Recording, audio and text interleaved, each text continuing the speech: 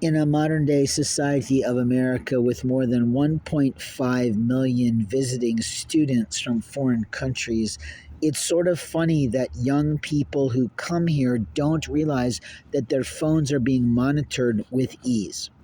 Every time a new phone is sold, the information goes to the federal government. Every person in America knows that the satellites are owned by the American White House and places like that, conglomerates that support fair government. In America, we have telecommunications laws that protects our right to make phone calls without impediment, without eavesdropping, and openly. That is the truth of everyone. There are parents who are immoral and there are parents that are moral. A true parent of a young child might keep a duplicate phone or a way to track a telephone so that when their child goes missing, they can find them. But in the age and stage of adulthood, with people doing their lives in their way, we don't need Big Brother looking over our shoulder, is what people might say. But if you're a victim of a hate crime, then you know that some people are using telephones to track person's physical whereabouts today. The liars in families do that almost readily, as if they treat their sibling, who's a full-on adult, like a child from childhood. Isn't it interesting that they spent no time in their adult life ever with them in anything other than family reunions or Christmas parties, but now at this time, in the light of approaching the age of maybe 60, they think they have rights to monitor an individual as if they're a child. They attacked a life. They abused someone's technology, someone's house, someone's property rights, and they vandalized so much that they can't get out of it. So their attitude is that their theft should go unnoticed by the government, who produces a law enforcement network, and the fools don't get it. In America, we have rights to our personhood, which is our personal being under the Fourth Amendment. In America, we have rights to our property, which is either a land that you personally own. And if you don't, and you management, you don't own it and you don't have the right to decision about it.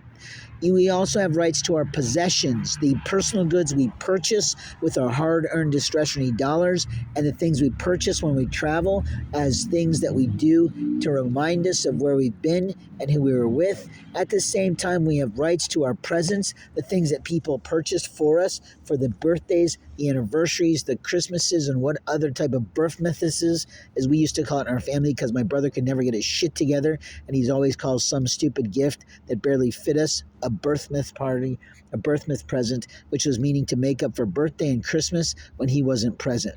Now, I know he thought it was great to do that, and some of us enjoyed some of those things, but generally speaking, he was off the mark most of the time in what we needed.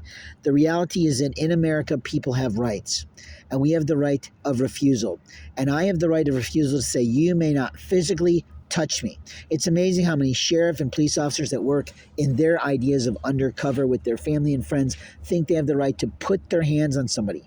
I recently had somebody try to gift me $20. They're supposed to actually give me more on behalf of the government as a part of my work, but he decided to take the 20 back from me because I said, please do not touch me.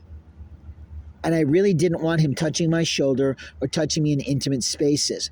As a gentleman, I have the right to say no to any man, woman, or child who think they have the right to put their hands on me inappropriately.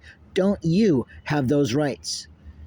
If you had a personal beard or personal hairstyle that you worked a hard, long time to establish, would you not be upset if someone cut the hair off? Would you not be upset if someone cut your beautiful long beard off, gentlemen? You've lied to yourself about what that man would do to you. Most men are very, very passionate about the growth of their beard if they have the wherewithal, the genetics to do it. But your arrogant little shit faggot girl or man thought they'd have the right to groom someone. No, what happens usually to those people that do that is they get pounded physically by that person. But you thought you'd abuse me. You thought you'd amuse yourself with your game of passing it around to your community to allow them to think that at night they have the right to walk up to someone and pretend the person is mentally unstable, but you play the game of physical abuse, sexual assault, religious hate by cutting their beard off and then trying to lie about it, saying, oh no, he did that. Or, oh no, he didn't have that. What a lie you've told yourself.